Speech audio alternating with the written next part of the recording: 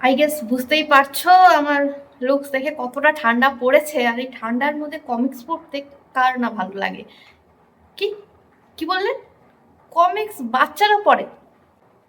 এখনকার দিনে যারা কমিক্স পড়ে না তাদের আমি বিশেষ করে বলতে চাই, জেগে ওঠো, একটু খোঁজ খবর নাও।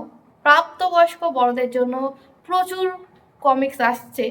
আর কমিক্সগুলো বানায় কে? নিশ্চয়ই ছোটরা বানায় না। ছোটদের জন্য বানানো হলেও ছোটরা তো নিশ্চয়ই বানায় না, আগে বড়রাই তৈরি করে। সে থেকেই বলছি যে বড়দেরও কমিক্স রয়েছে, ওগুলো পরে নিয়ে আসবো। আর এখন যে কমিক্সের কথা বলবো আমি, খুব সুন্দর প্রিন্ট বা কোয়ালিটি, গ্লোসি পেজ বলতে গেলে, বাংলায় অনুবাদ করা হয়েছে।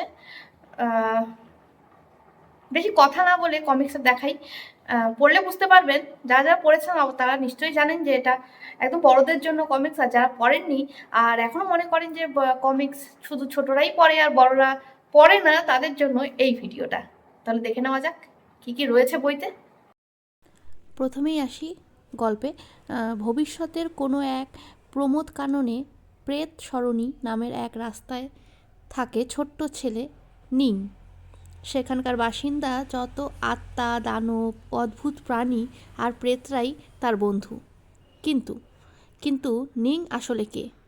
ওই প্রমোদ কাননের সীমার বাইরের পৃথিবী যে বদলে যাচ্ছে, সেটা তার নজরে পড়ে না কেন?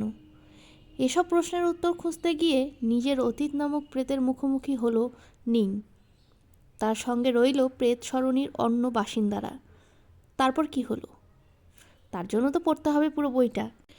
বিশ্ববিখ্যাত লেখক শিয়াজিয়ার গল্প অবলম্বনে সেরেনা মাউয়ের লেখায় আর গ্র্যাবিয়েল ক্যালফের আঁকায় এবার পরিবেশিত হলো চিত্রকাহিনী শতপ্রেতের মিছিলের রাত।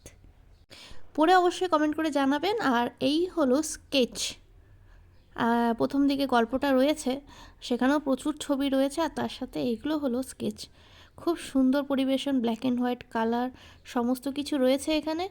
আর খুব একটা বেশি দাম না। আমি বৈচিত্র্য থেকে নিয়েছি, কল্পবিশ্ব পাবলিকেশনের পক্ষ থেকে এই বইটি বের করা হয়েছে। বাংলায় অনুবাদ করেছে রিজু গাঙ্গুলি। বাংলা বর্ণবিন্যাস উজ্জ্বল ঘোষ। প্রথম প্রকাশ ডিসেম্বর 2024। ভিডিওটি কেমন লাগলো অবশ্যই কমেন্ট করে জানাবেন। বইটির মূল্য 400, কিন্তু আপনারা ডিসকাউন্টে পেয়ে যাবেন।